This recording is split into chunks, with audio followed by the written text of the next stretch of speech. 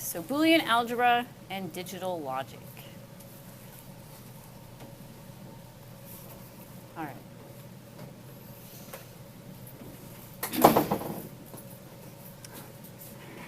All right, they start out with this introduction.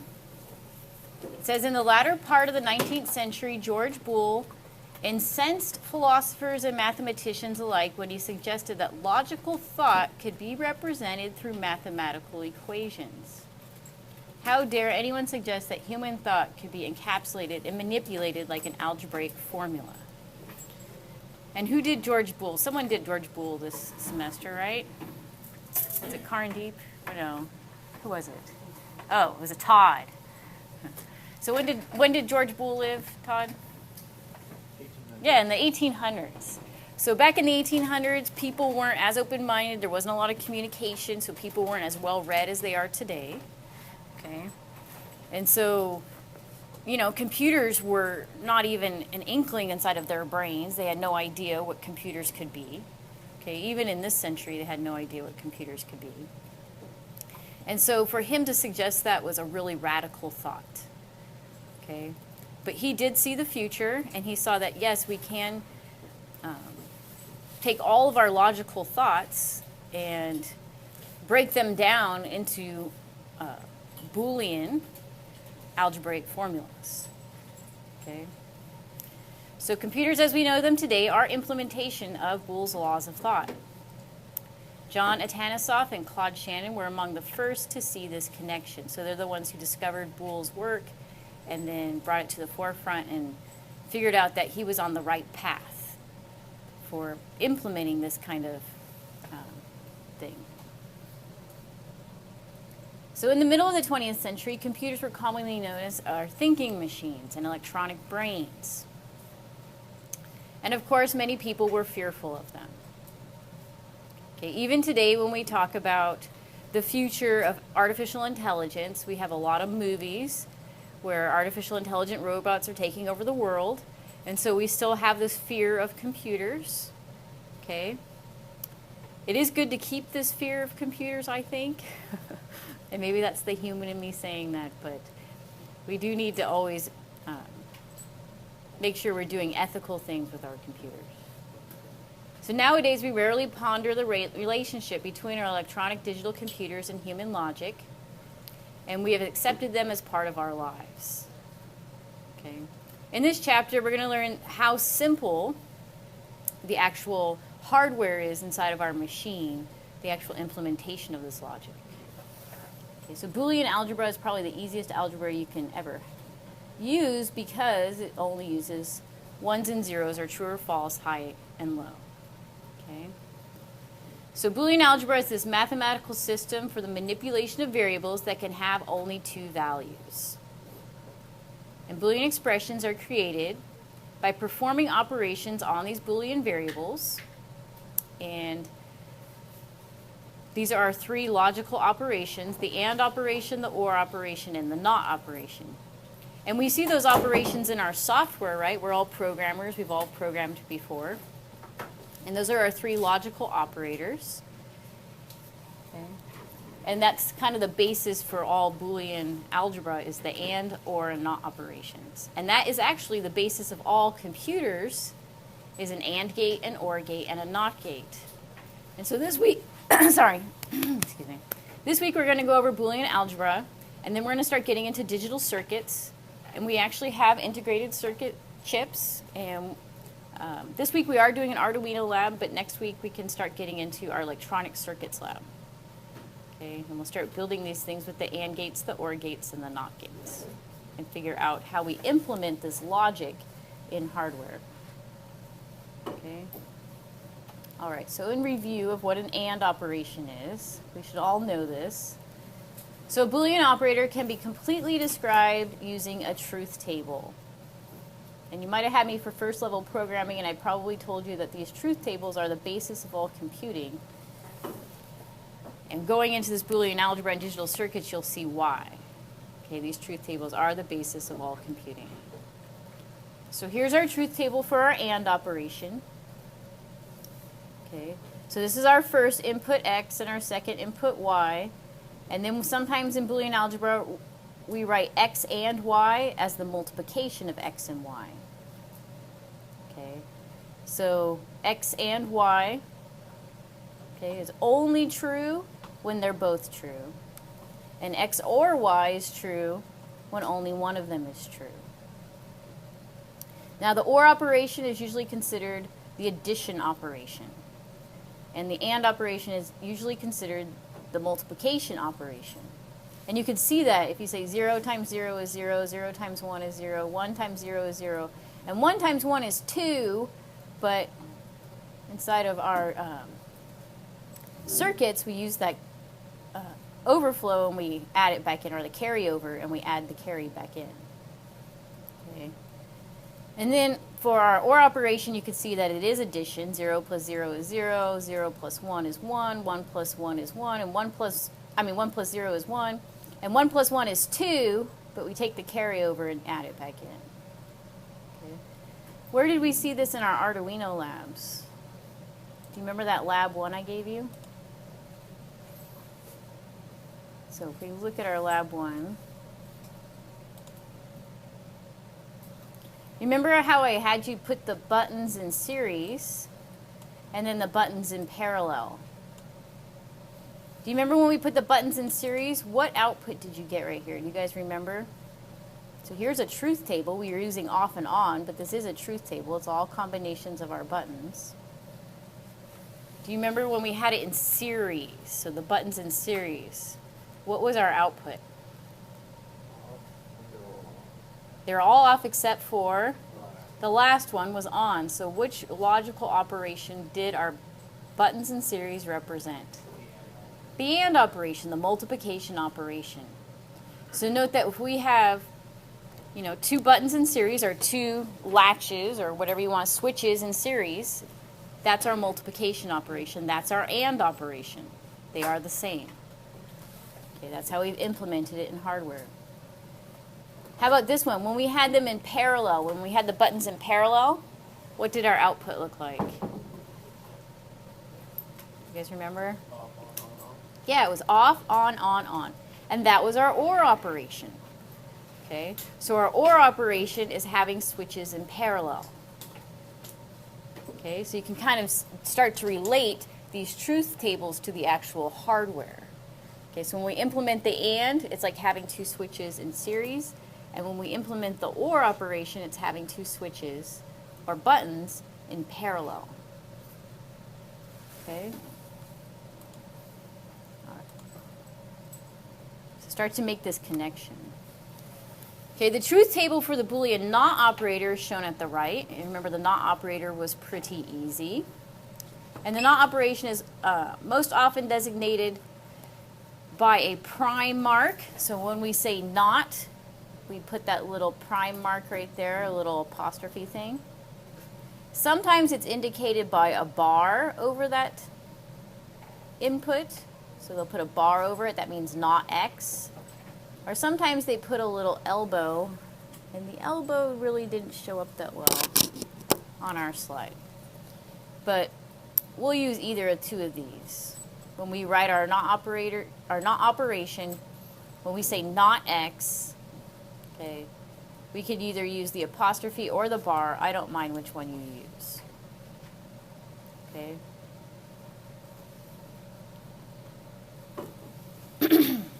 How do we define a Boolean function?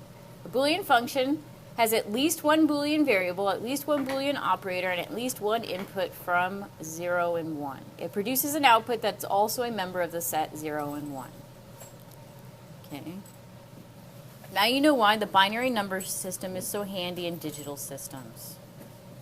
Well, maybe not, but you will soon, right? Okay, let's look at this Boolean algebra equation. Okay, and how we're making it with a truth table. So truth tables are very important to Boolean algebra. The truth table for the Boolean function x, y, and z, equals x z naught plus y. Okay, and it's shown at the right here.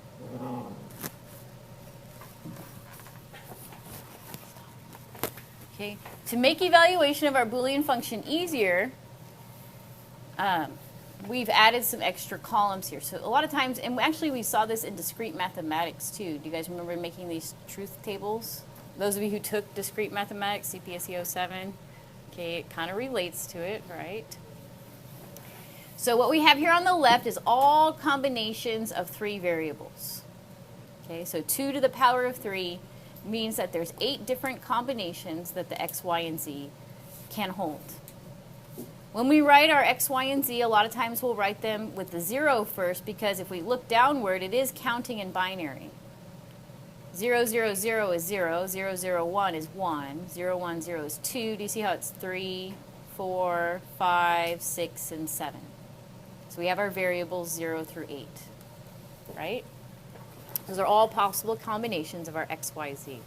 When you're writing these 2, you can also see over here a pattern, 0, 1, 0, 1, 0, 1, 0, 1. This one goes 0, 0, 1, 1, 0, 0, 1, 1, and this one has 4 zeros and then 4 ones. And that's usually how we write that. Okay. If you mixed up those columns, it would still be all the combinations, but we usually write them in order like this. Okay.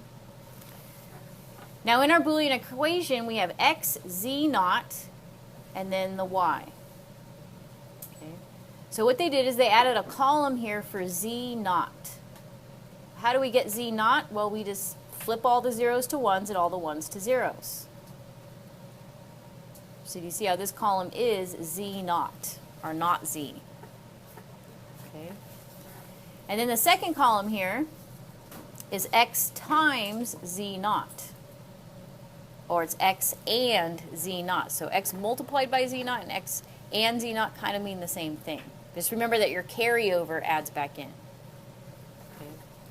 So you just multiply x times z. Okay, that's 0. Notice that when x is 0, they're all going to be 0. It makes sense. And when x is 1, they're all going to equal what z naught equals. You see how when x is 1, then we just have it multiplied times z naught, so we see z naught right here. And then our last column here, we finally take this column, the xz naught, and we OR it, or we add it. Remember that your OR operation is your add operation. We add it to y. So it's 0 plus 0 is 0, 0 plus 0 is 0, 0 plus 1 is 1, 0 plus 1 is 1. 1 plus 0 is 1, 0 plus 0 is 0. How about this one? 1 plus 1 is 2, but you add in the carryover. Or you can think of it as the AND operation. The OR operation, sorry. 1 or 1, of course, is true. And false or true is true. So you can think of it both ways, and it is good to think of it both ways, that it is the OR operation, but you can also think of it as addition. Okay? And that's the way you can solve a problem like this with a truth table. Meaning that if we built a circuit to represent, okay, this equation here, which we will do eventually, we're going to make circuits to represent this Boolean equation, and we gave it the inputs 0, 0, 0, our output to that circuit would be a false, or would be a 0. If we built this circuit and we gave the input all high, if we pushed all the buttons on, okay, we turned them all on or turned them all high, our output would be a high. Okay?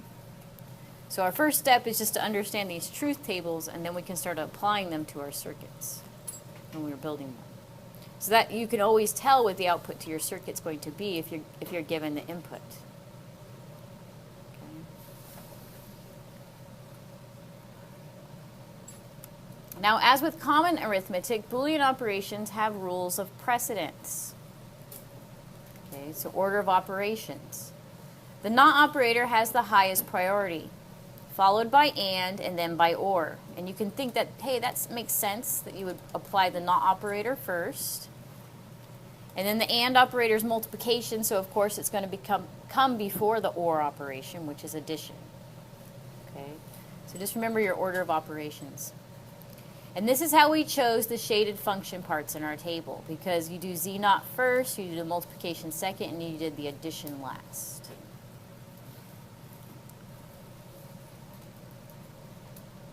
So these digital computers contain circuits that implement these Boolean functions. So it makes sense that the simpler we can make a Boolean function, the smaller the circuit that will result, the less actual hardware that we have to use to implement this equation or function. Simpler circuits are cheaper, consume less power, run faster, and are easier to build, and are more likely to work because there's less things that could go wrong with them. Okay, so you always try to simplify your Boolean function so that you don't have to implement so much in hardware. Remember, we want to keep the hardware as simple as it can be and add the abstraction through the software. And that way things work. Okay? So with this in mind, we always want to reduce our Boolean functions to their simplest form. This is what makes this chapter fun. We get to reduce Boolean algebra functions. There are a number of Boolean identities that help us to do this. And I don't make you memorize these identities. During the test or wherever, I give you these identities. But it is good to start to remember what they are, because that's how we're going to figure out how to solve some of these Boolean algebra functions. So most Boolean identities have an AND product form as well as an OR sum form. We give our identities using both forms, and our first group is rather intuitive, meaning that it just makes sense. So here's an identity law. If I take a high input, like a 1, and I AND it times x, what will be my output? Whatever x is, because anything ANDed with 1 is just the other value. So if x was a 0 or low, then my output would be low. And if x was a high output, or input, then my output would be high. Do you see? Anything ANDed with 1 or true, anything ANDed with a true value is just going to be the other value. Does that make sense? Or the other input? Okay. All right. We have our null law. That was called our identity law. Our null law says anything ANDed with an input of 0 or false is going to be false.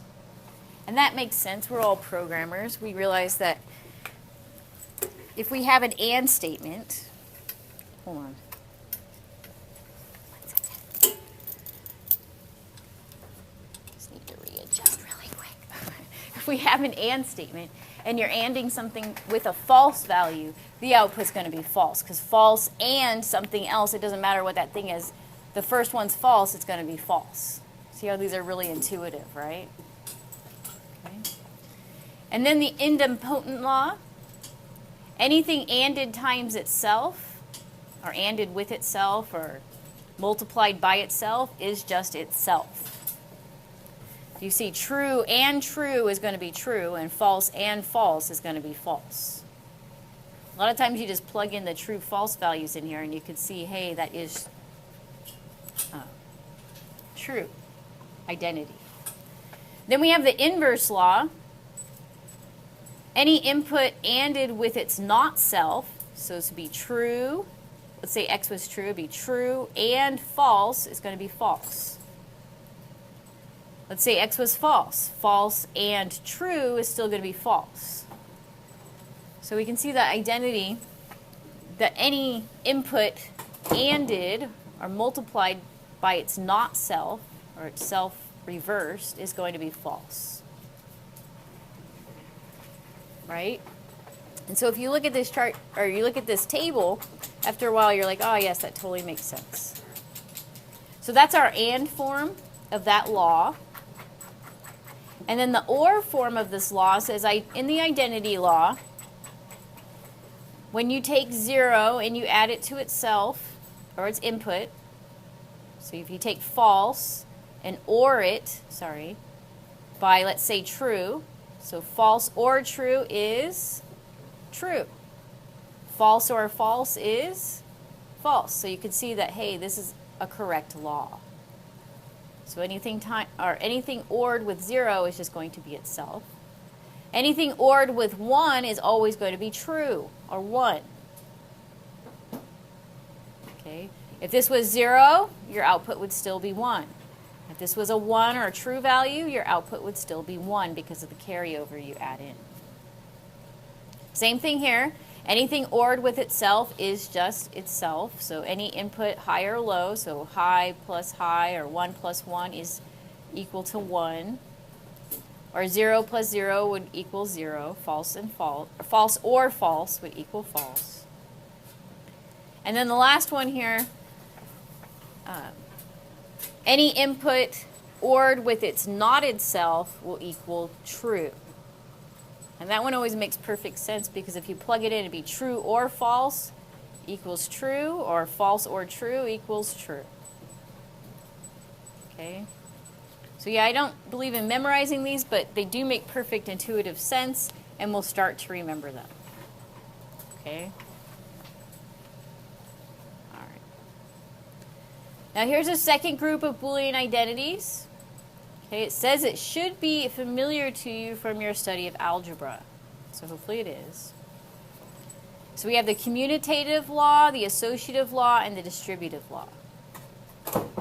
Okay, which says x and y is saying the same thing as y and z. So if we switch, them around, it's still the same output. Okay. Same thing over here, x or y is the same thing as saying y or x.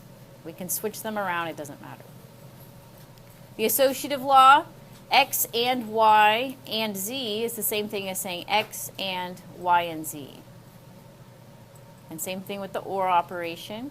X or y or z is saying the same thing as x or y or z. So we're just moving the order of operations, but it's still implementing the same logic. Okay, meaning it's still the same output. And you just plug in true and false values for these, and you can see that that's true. And they make sense that it would be true. Okay. And then our distributive law, this one's interesting. This one we use to reduce a lot of Boolean algebraic functions. X or y and z is saying the same thing as saying x or y and x or z. Do you see how you took that multiplication of the y and the z, and then you just ordered them each separately with x and then ANDed the results together? Okay. And then this one over here says x and y or z is saying the same thing as x and y or x and z.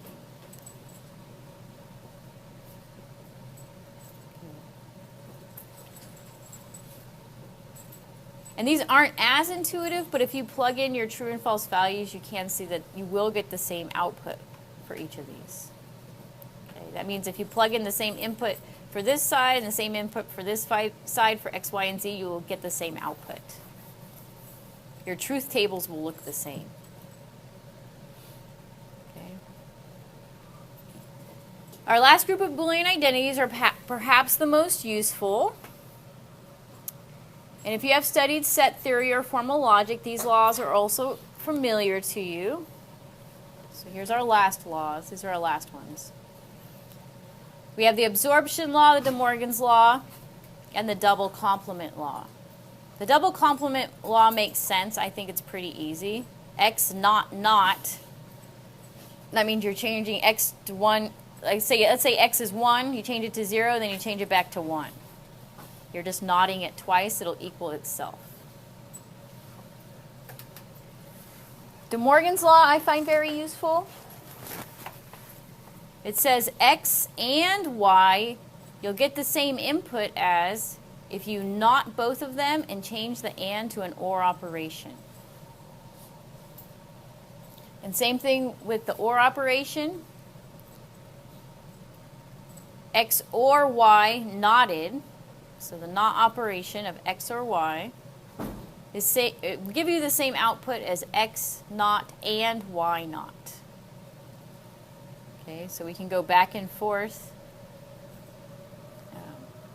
and they give us the same output.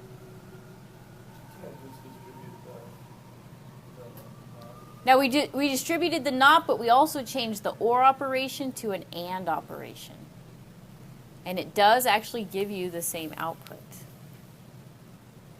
In fact, we can do that one on the board if you want, or on my spreadsheet.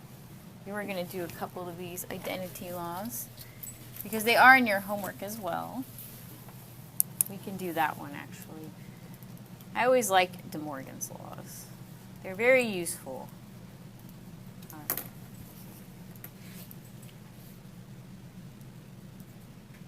All right.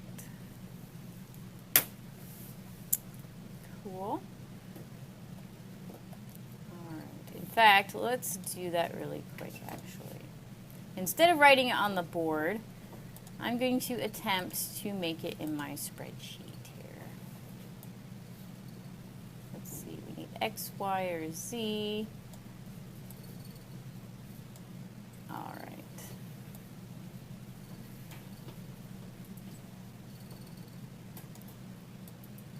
And we need 8.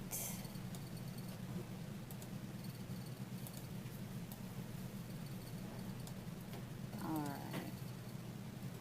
So I was going to make a truth table for our X, Y, and Z.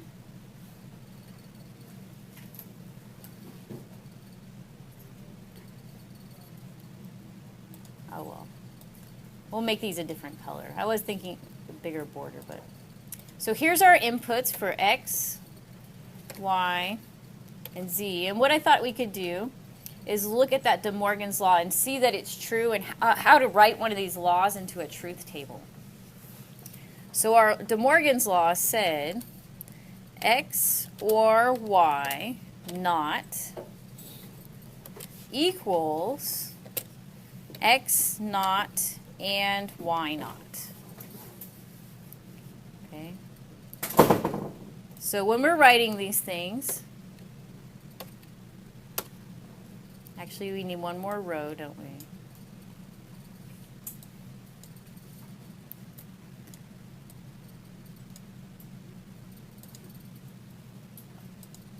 Okay, and then we go 0, 0, so we go 0, 0, 1. So when you're making these truth tables, they're actually pretty easy to make because we're just doing all possible combinations here.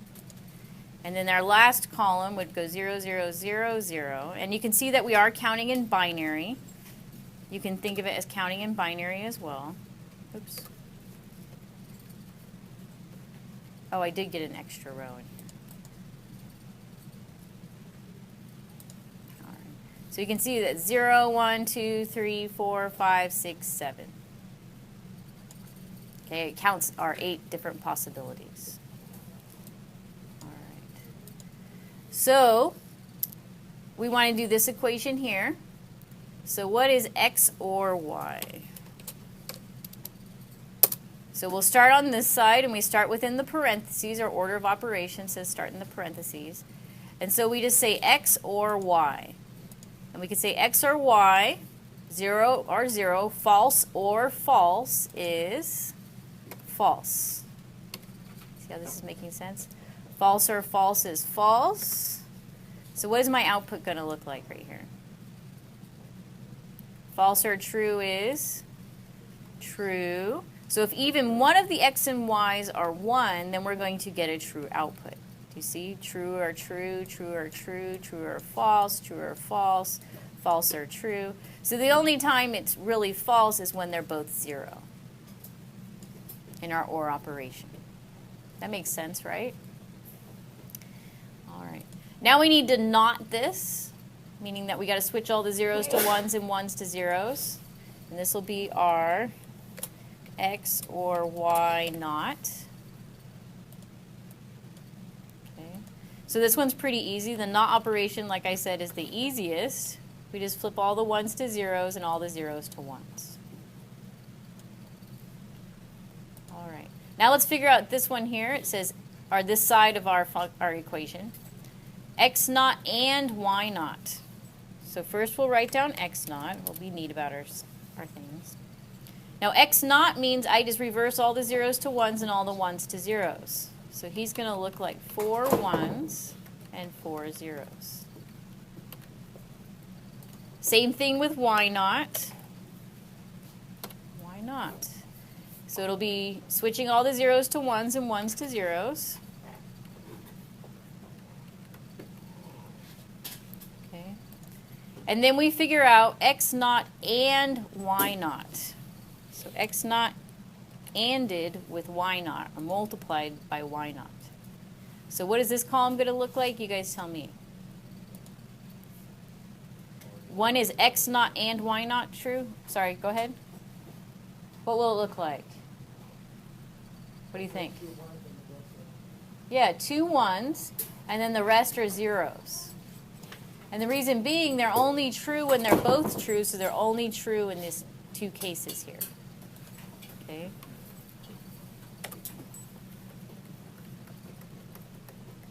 Okay, so now we've just proven De Morgan's law, because we can see that this column is the same as this column for the same inputs. Meaning that if we gave inputs to our circuit and we built our circuit with this equation, it would be equivalent. So if we built a circuit with an input, 2 inputs, and we ORed those inputs together, okay, you can think of it as putting it in parallel, and then we take those inputs and we put them in parallel, and then we NOT their output. So we switch their output from true to false or false to true.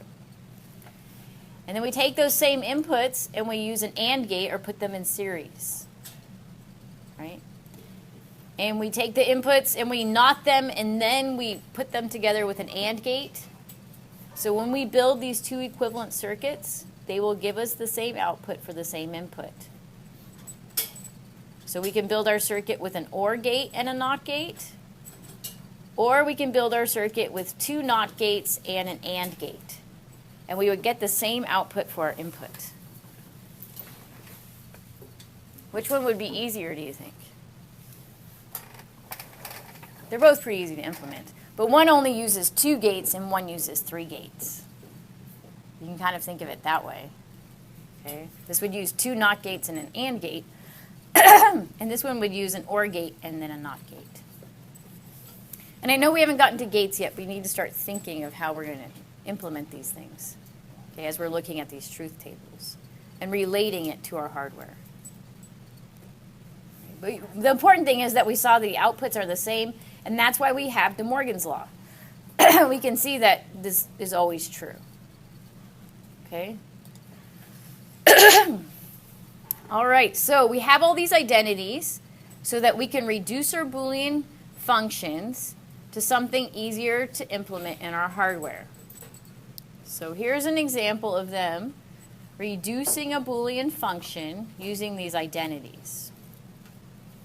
Okay. So they gave us this input here, and this is our function, x and y, or x naught and z, or y and z. And we want to reduce this function into its smaller form. Okay.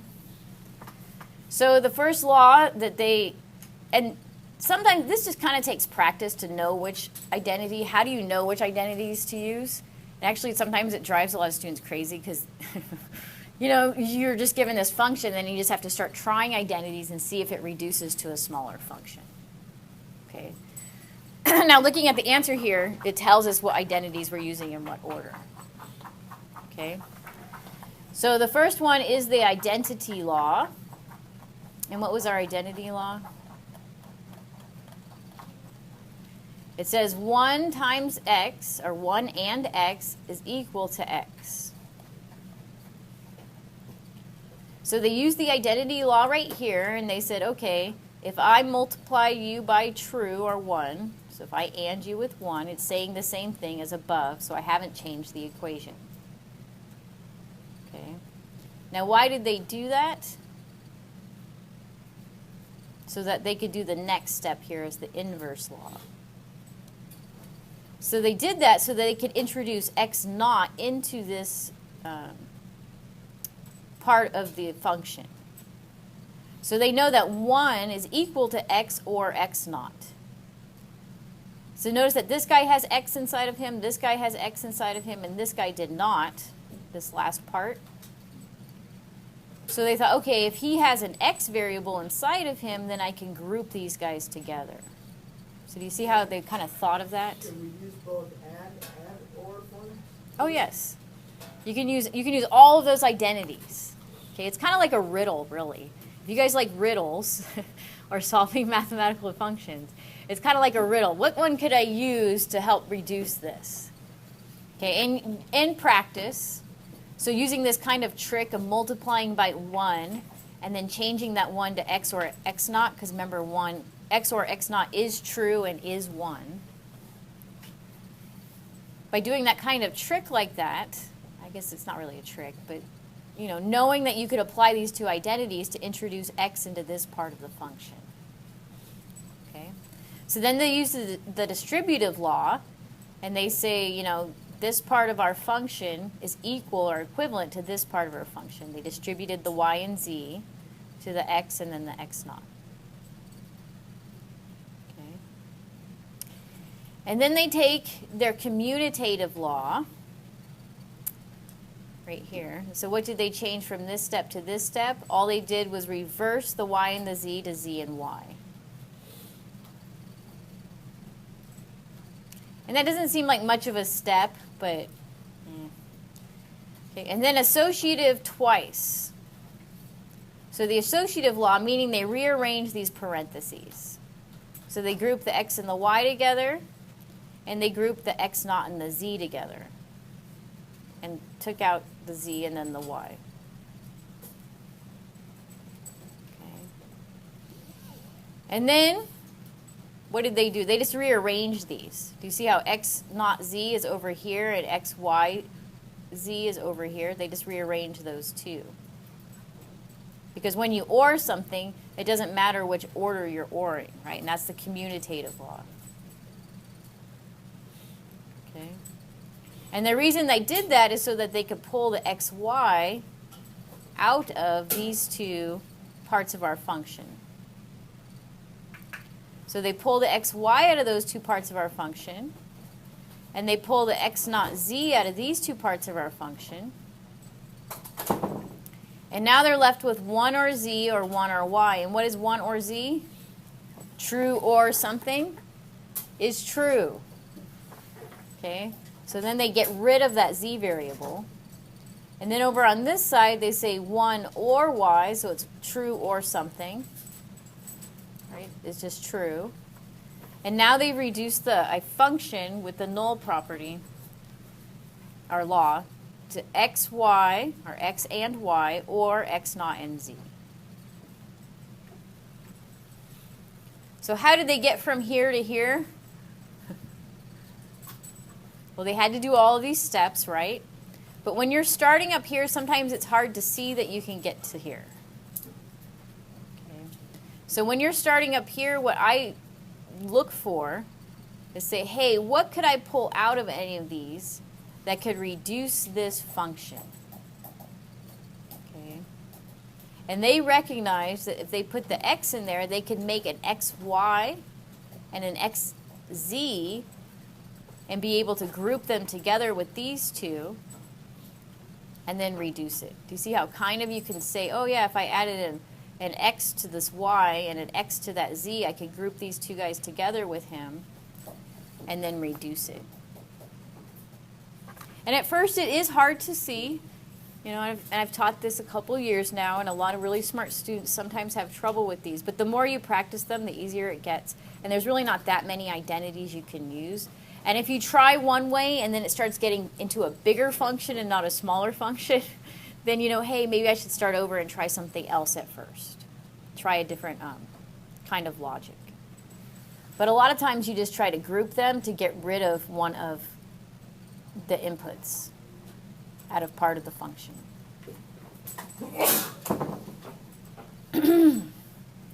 So what this means is if I wrote the truth table for this function and I wrote the truth table for this function, they would have the same output.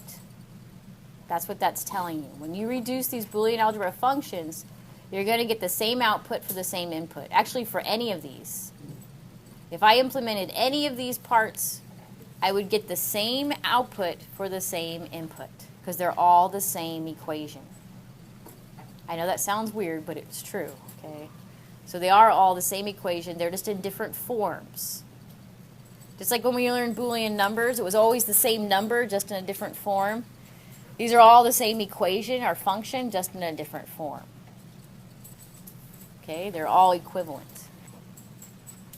Which one's easier to build in hardware? This one uses 3 AND gates, a NOT gate, and 2 OR gates. This one uses 1 OR gate, 2 AND gates, and a NOT gate. So this one is easier to implement in hardware than this one. You see how reducing these makes our hardware easier. And that's the purpose of doing Boolean algebra and reducing these. Okay. It says sometimes it's more economical to build a circuit using the complement of a function and complementing its result than it is to implement the function directly. Okay. De Morgan's law provides an easy way of finding the complement of a Boolean function. So remember that x and y knotted is the same thing as x naught or y naught, and x or y naught with the not operator applied is saying the same thing as x naught and y naught. Okay. So remember, you just flip the sign, or you can say and to or to and then distribute your not operator.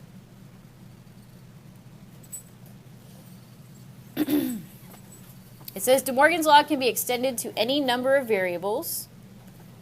Okay, and this helps us reduce our functions, knowing this. Replace each variable by its complement and change all the ands to ors and all the ors to and. Okay, pretty easy actually. So let's say that we have this function here and we not the entire function, meaning we reverse the entire function. Okay, so they put the not operator on the outside of the entire function. So notice that our and operators will now turn into, our or operator will turn into an and operator, do you see? And we take all these as, we think of x, y as one input, and we not the whole thing. Do you see how we have to not the whole variable? Same thing with this guy, we'll not the whole variable, and we not the whole variable. And then you can distribute your not operator. Same thing with De Morgan's law. So x and y knotted is the same thing as saying x naught or y naught, and x or y naught, and x naught or z. See how that's the same? Hopefully you guys can see that those are just using the De Morgan's law over and over again. Okay. Now why would this be easier to implement than this? Actually, this one be easier to implement than this one.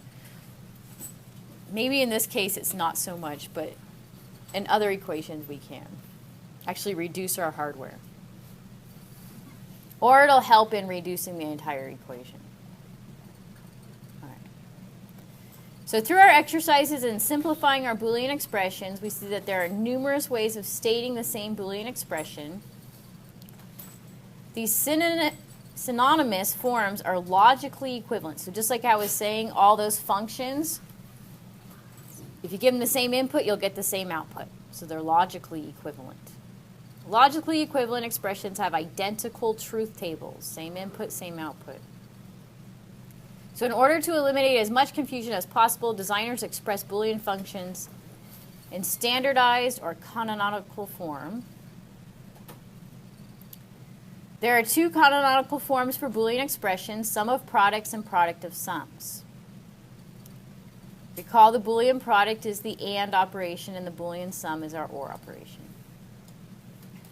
So in the sum of products form, ANDed variables are ORed together. So this is our sum of products.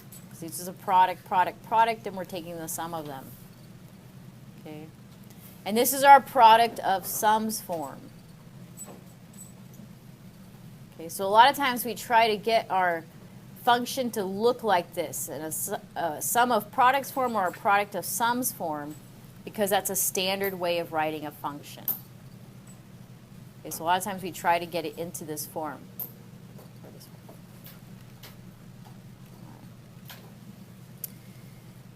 It's easy to convert a function to sum of products form using its truth table. We are interested in the values of the variables that make the function true. Using the truth table, we list the values of the variables that result in the true function, and each group of variables is then ORed together. All right. So what they did is they took this truth table like we did before, and this is our output. Notice that they skipped all the other columns because they did from up above. I think this is the same equation that they used in up here. Do you see how they showed you how they did it up here? So we have 0, 0, 1, 1, 1, 0, 1, 1. But in this slide, they just show you that last column. Okay, but it is the same column. Do they show us? Oh yeah, so they show us. So in sum of products form, they take all the one inputs. So this is our true input, our true output, sorry, output. One of our true outputs is x naught, y, z naught. Here it is, x naught, y, z naught. Or x naught, y, z. X naught, y, z. Or, here's our other true output, x, y naught, z naught. Or x naught, y naught, z. X, y, z naught. Or x, y, z. Do you see how you take all the true outputs, and that'll be our output here. So, does that make sense how we translated all the true outputs, or all the ones in our truth table, and we look at the values that made that true. So this would be true or true or true or true or true. And that will be the output to our function. Does everyone see how we got that sum of products form? Now, what if we wanted to reduce this to its product of sums form? We would just apply the De Morgan's law and make it a product of sums form. Okay. All right. Actually, this is a good place to stop. We're going to stop at 3.2. So I thought we could practice a couple problems together so it's fresh in our head. We don't have to do a tremendous amount. We'll do some today and some on Thursday. Okay. But I was going to practice some problems that were not homework problems, but were similar. Okay. So number 3, we have a function with x, y, and z. So we do actually write it like this. So these are our inputs, right? And then our output is x, y naught. Our function is x, y naught, and x or z. Okay, now you guys have your De Morgan, or you have the slides up so you can look at those identities. Even bring up your identities. We can cheat and look at our identities. Now we want to reduce this function. So that means get rid of maybe a variable, or, get rid of some of the logic and make it simpler to implement in hardware. Okay. So which law do you think we should apply? And I'm cheating right now. I'm looking at which one they applied. So there's different ways that you could go about it, but it is hard at first. But which one do you want to apply, maybe? Well, we have this AND operator. Yeah, we could do distributive law at first. Okay. Now that's probably what I would have thought of is a distributive law. Now they applied De Morgan's law, but let's just try the distributive law, because that was the first thing that came in my head, and I heard somebody, I think it was Mark, right? You said distributive law? Was it? Oh. I thought somebody said distributive law. Okay. But when I looked at that, I thought, okay, well, what if I distributed? Well, if you do, you get rid of the one x. Yeah. So if I distributed and did my distributive law, and we know how distributive law works, we can remind ourselves, make sure I'm doing it right. But with distributive law, with the multiplication, you can see for the OR form, you would just take the x, y naught, or with x, y naught, z. There's our distributive law in that second column there, okay, in our slides. Okay, so that form, we distributed the outer or the ANDed variable to our variables. Okay. Now, can we do anything else out of there? What would we do next? What is x and x? X. So which one was that? If we get rid of this x, which law was that? It is...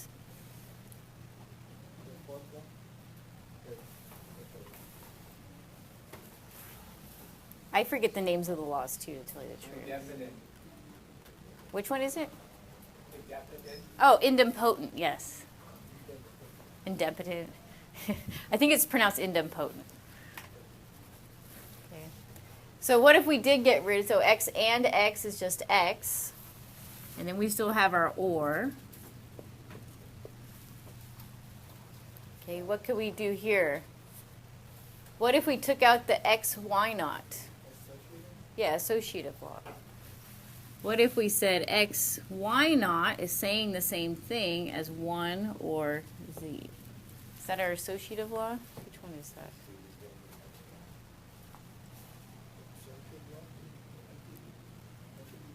Now that's not one associative law. That is our distributive law, right? Yeah, that's our distributive law. I gotta memorize things like that. I hate memorizing things. During your test and everything, I give you guys the cheat sheet of all the laws too. Okay. And then, yeah, so this is the null law. True or something is always going to be true, so we can get rid of that.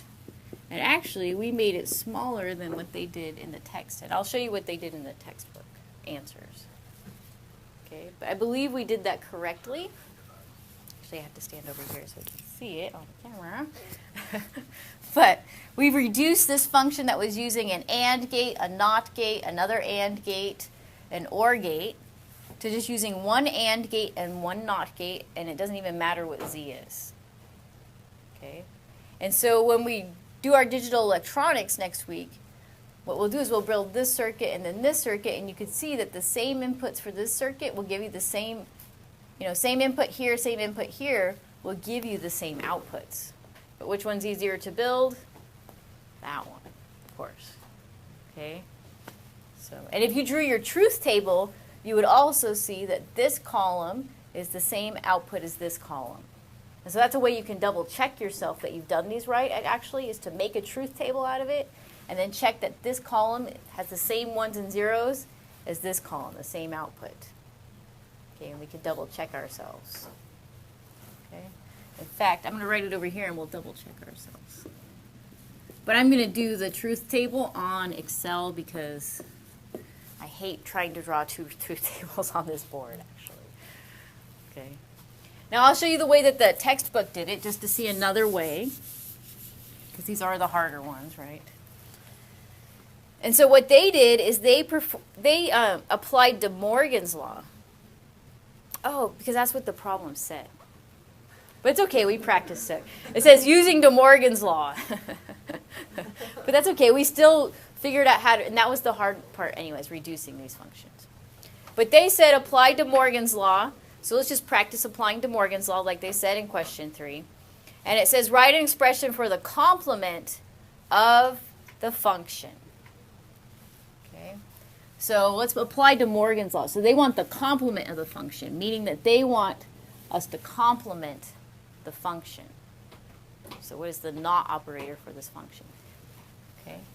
So what I do is I take the entire function and complement it. Okay.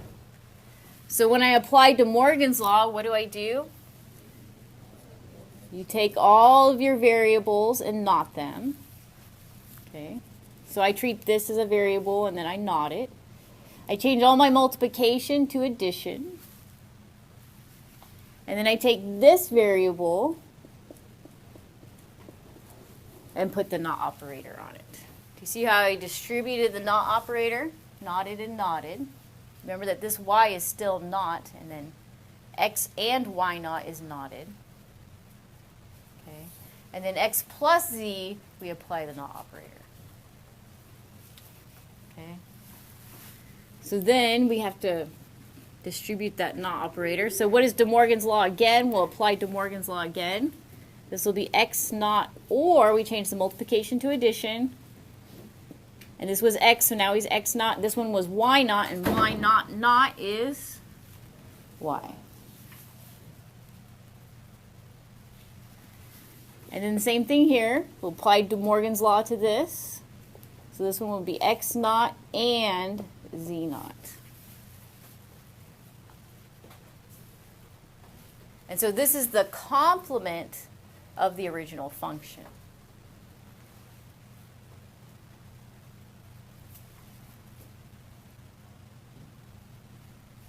Oh yeah, so it was right. They just put extra parentheses in there. I was like, wait a second, we did that right. But they just put some extra parentheses in there. Okay? Actually, if I don't stand correctly, we can't see the board. All right. So that was number 3, just so you know. Okay? And we did it 2 ways. Let's try number 5, which is another one for reduction. It's actually using De Morgan's law again. Actually, that one might be really hard. Actually, we'll skip that one. I'll come back to that one. Because in the answer key here, all they're doing is applying De Morgan's law, and if we really want to reduce it, we'll come back to that one at the end if we have time here. But let's try number... Now, I gave you number 10 as your homework problem. And is there an equivalent one to number 10?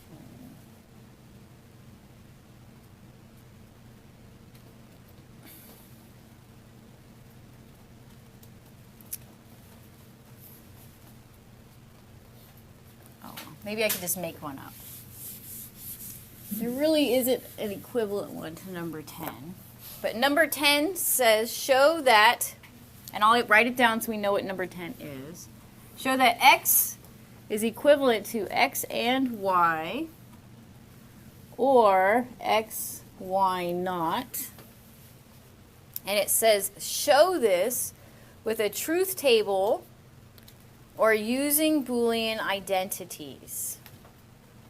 Okay, so you had to do it 2 ways. Okay. Actually, this one's pretty easy. Yeah, yes, you're very good. Yes, you would use your distributive and then your inverse law. I guess we could still solve this one, right? So what would you do? Yeah, distributive.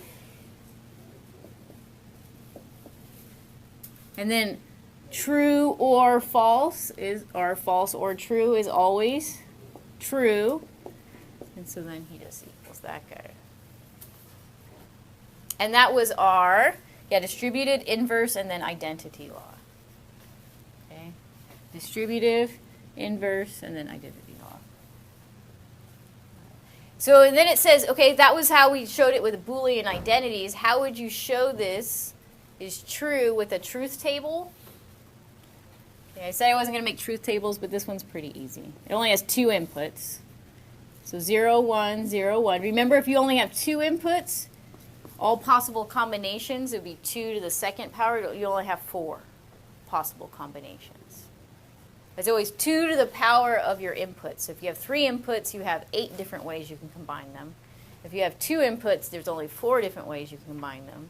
And if you have 1 input, there's only 2 ways you can combine them, either 0 or 1. So you just, it's always 2 to the power of how many variables you have. Is how many different combinations of inputs you can have.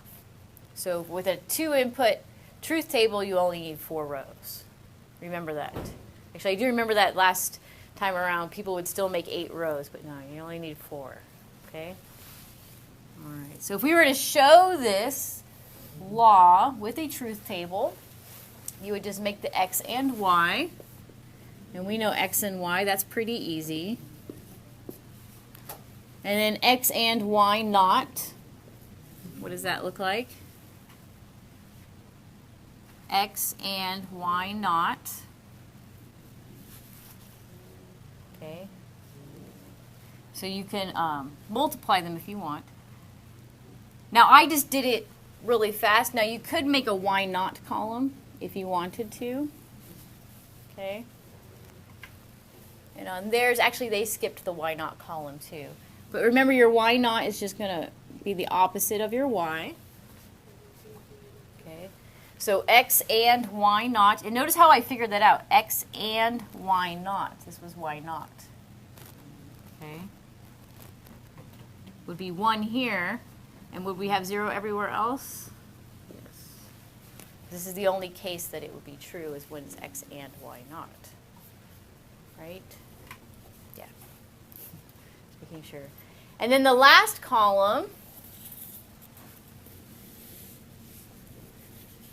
would be our final column here. It'd be x and y, or x and y naught. And you just or these two columns together, and when is it true? Yeah, when either one of them is true, so we'll have 0, 0, 1, 1. You see?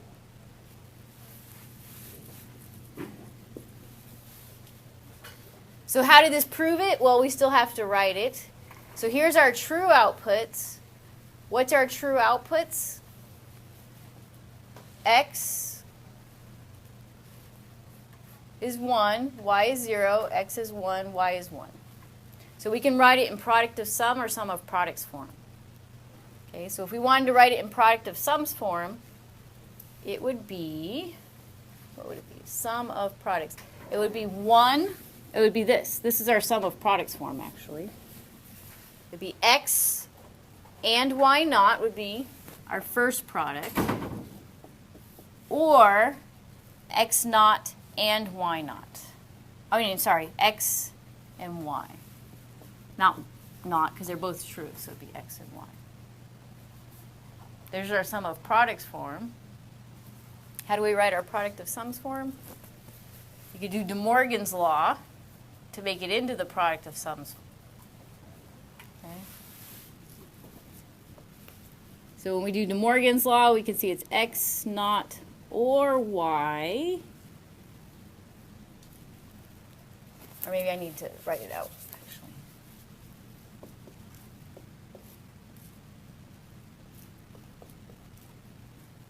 And then we do our distributive law.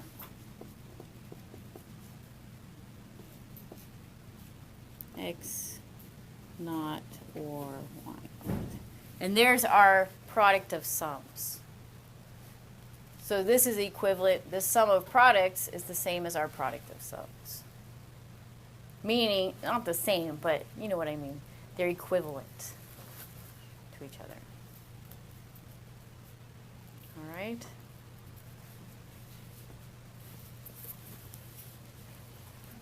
Actually, we did number 10 together, so you better not get that one wrong, right? All right. Now I gave you number 16. This one says simplify the following functional expression using Boolean algebra and its identities. This is that simplification one. And actually it has 3 equations in it. So let's do number 14 together. Let's simplify a few of these. Okay. Because I think this is where we kind of need to focus, is simplification. Because that's where students had the hardest time, is trying to simplify these things. All right. So in number 14, it says simplify the following functional expressions using Boolean algebra and its identities. List the identity used at each step. So it's like how we did that first problem. We reduced it. Okay.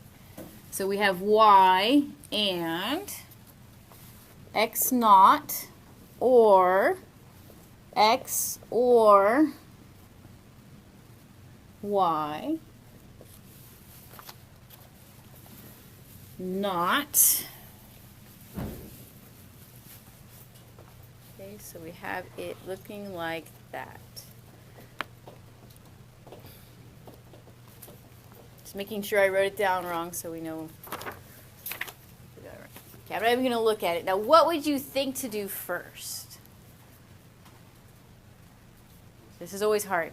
Distributive. Who said distributive? Good. Whenever you see like a letter on the outside, you always say, well, let's try to distribute it and see if I can group some of these into new groups to get rid of something.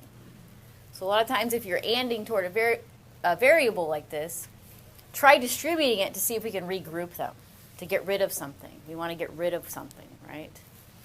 So we can use our distributive law. So we distribute it to our x naught, and then we distribute it to our x plus y naught. Okay, so we distributed that. And in your homework, they want you to write down the laws. So you're supposed to write them down after you use them. Okay, so for your homework, that's how they want it. Okay, so then it's telling you which law you've used. Okay, what should I do now, do you think? Yeah, you could do either De Morgan's law, okay, or distributive law again. Okay, I would probably do distributive law again.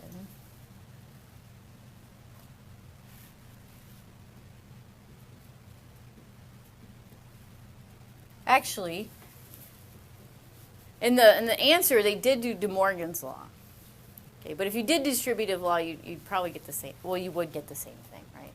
So we could try it both ways. Let's try distributive law first. So if I did distributive law, oh, actually, I can't do distributive law yet. Yeah, I have that not operator. So yes, it made very good sense that we used De Morgan's law. Because I can't distribute in here with that not operator. Remember, order of operations, not comes first. So we need to take care of that first. Okay? So, using De Morgan's law, this would be x naught. The or turns to an and we flip the variables, either x or x naught, y or y naught. So that's, what is that? De Morgan's law. Okay. Now we can use our distributive law. Okay. Or actually, it's not called a distributive law. What is it called? Associated? I guess it would be distributive and, yeah, we're going to flip them around. So I'm going to put x naught in front here. Remember when we flipped these two? So I'm going to distribute him first, and then I'm going to switch the x and the y, which remember is the same thing. What is that, commutative, I think? Yeah. Yeah. Okay. So that was distributive, and actually I did 2 steps in one, and you can do 2 steps in one if you want. I don't mind. Okay. Associated then commutative. Yeah, commutative. Okay. Hey, we're getting somewhere. Okay, what should we do now? Do you see something in here? If we have y and x naught, we'll leave him alone. What if we grouped these two together? I bet that's a law. Because true and false, or false and true, will always give you false. Remember, you could always plug in the true-false values, and it makes sense, you know, how these laws work. Okay, which law is that? So this guy will be reduced to 0 or false. Okay. And which law was that one? Oh, the inverse law.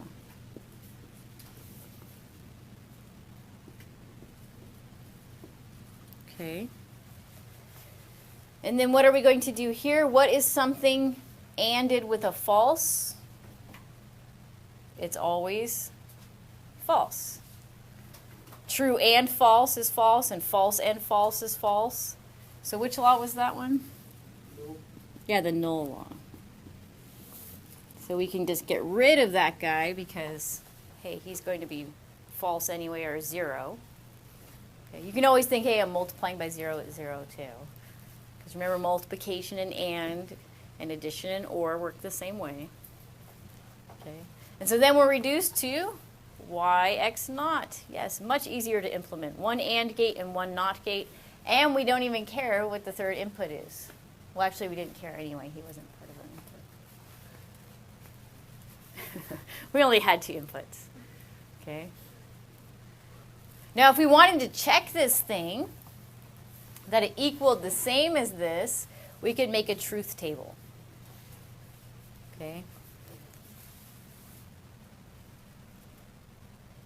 So I'm going to put that, I'm going to make a truth table out of this guy. So this is number 14A. But you can definitely see that this is the same as this. When you make that truth table, they'll have the same columns. Okay. In fact, I think in your exam I did have a big problem where you reduce it and then you make a truth table to check these. And everyone realizes how to make a truth table to check these? You just make a truth table and then you'd put, this equation, you'd break it down into its columns and then figure out what your output is for this function. You figure out what your output for this function, and the 2 columns should have the same output, the same 1s and 0s. I don't want to do it up here. I would do that one on Excel if you want. We can do that one on Excel. Okay. But that's how you would reduce that function. Let's practice 2 more, and then we can change gears here. Okay. So let's practice just a couple more of these. It's good for our brains, and this is what Boolean algebra is, really. And after you start getting the hang of it, it is really easy, especially compared to some of your calculus problems I've seen. This is actually pretty easy. Okay? So, yeah. Let's do the second one here. It's x naught, y, and z, or xz. All right. Now, looking at this guy, I won't even look at my answer. What do you think we should do?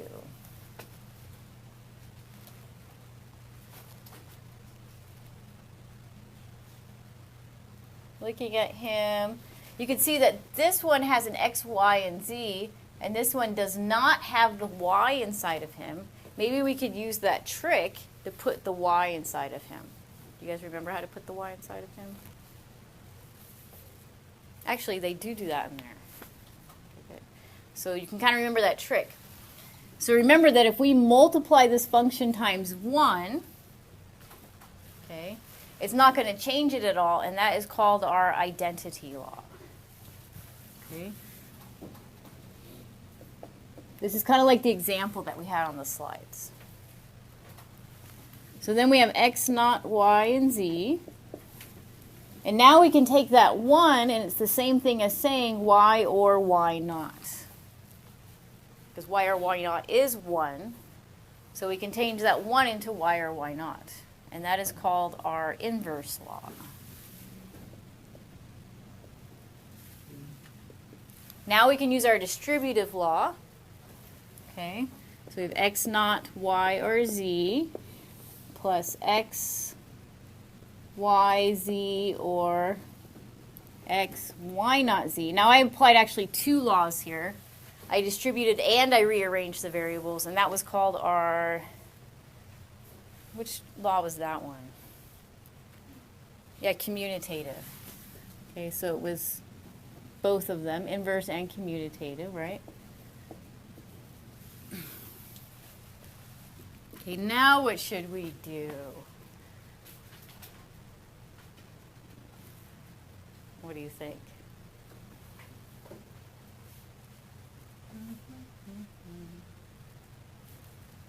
Wait, did I do that right? Hold on.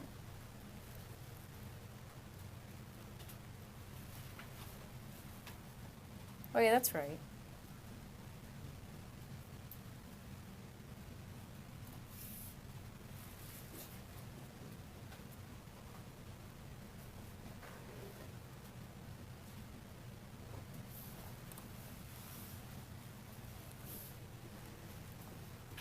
All right. Factor out an x, and then factor out a c, and then you have y plus y naught, and it would be is equal to 1. Wait. So what did you say? I went back. Fair enough. Which one? No, it might have been a good idea. What did you say? I just undid it. Okay. Oh, undid it, yeah, and put it back the way it was. That does come to mind, right? Now, they did something a little bit different. And the reason that they did this, okay, is they thought, well, what if I could group these two get together, so this equation and this equation, and I could pull out the x and x naught. And then what if I could group these two together, and I could pull out the y and y naught. Okay? But I need two of these but two of these. And so what they did is they said, okay, and then they ORed it by itself again. They repeated it. And is that the same thing? And that is using the law of, they call it the idempotent law. And what they did, see how it's the reverse of the idempotent law? Because x or x is just x. So they're saying x, y, or z is saying the same thing as x, y, or z or x, y, or z. Okay, so that they could have two of these, so they could group these two together and those two together. So I guess that would be another trick.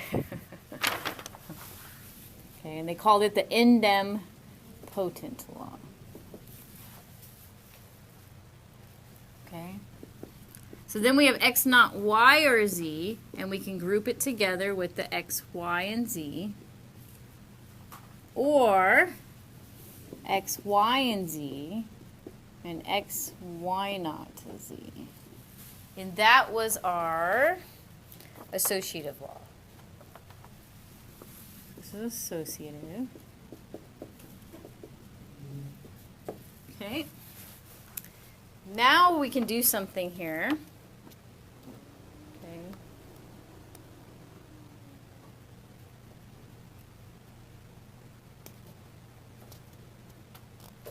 Okay. So what they did is they took the x and the x naught. Oops. So x naught and x.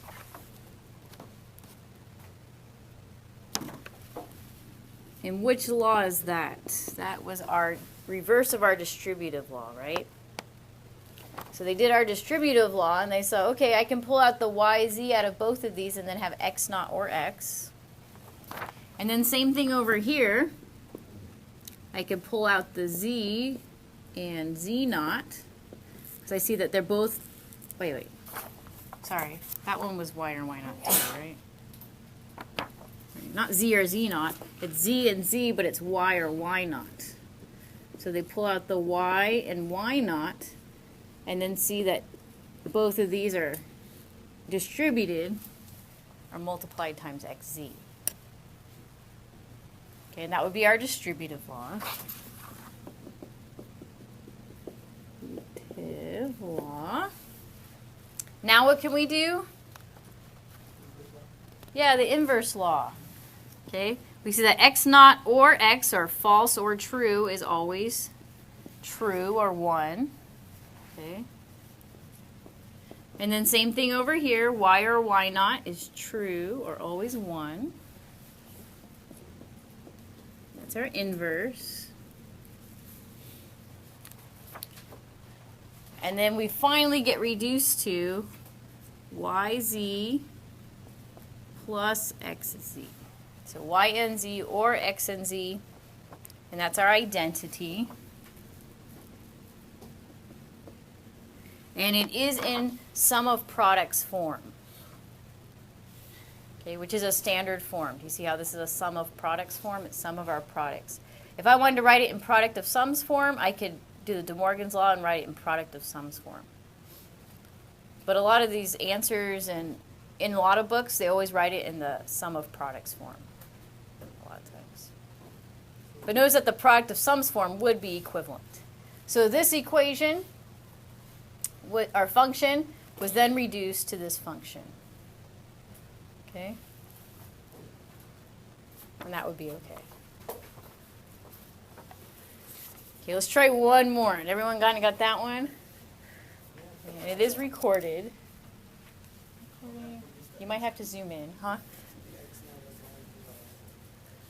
Yeah, the kind of odd things that we did, just to kind of review, like the tricks. was putting that 1 here and changing it to y or y naught, so to put the y into this part of our function. And then the other odd thing we did was that we doubled this. We made this into 2 of him with the idempotent law so that we could group these 2 together and these 2 together. Those 2 products and those 2 products together. Okay, so just kind of remember things like that, and it'll help us reduce some other ones. Okay, let's do the last one, and the last one is actually the long one. That one was short. All right. But this one might be a little bit easier. It's a longer equation, but if you start out with a longer equation, sometimes it's actually easier to reduce it because you can apply more laws at first. Okay? And this will be 14c. And our function looks like this. It says x naught or y or z naught naught or x y naught z naught or yz or xyz.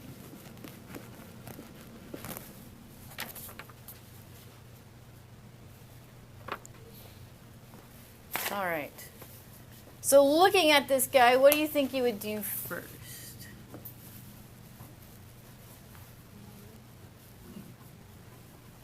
Hopefully many of you thought, okay, I need to get this not operator out of the way. Okay? Get it out of the way, use De Morgan's law, distribute that not operator, and then you could have a sum of products form, then we can start regrouping things. So hopefully you kind of thought of that. Okay? So when you have an equation like this and it has a not operator on part of it and not on the rest, just distribute that not operator with De Morgan's law. Okay? So we'll apply De Morgan's law. I'm just going to put dm now for De Morgan's law. It's hard for me to reach over there. Okay. So applying De Morgan's law, what do? This would be x naught naught, which is just x. All of our OR operators become AND operators. So it's going to be y naught. And, so our OR operator becomes an AND operator, and we not naught. So z naught naught is z. Okay, so using De Morgan's law, we see that this is equivalent to this. Okay. And then we have the rest of our function.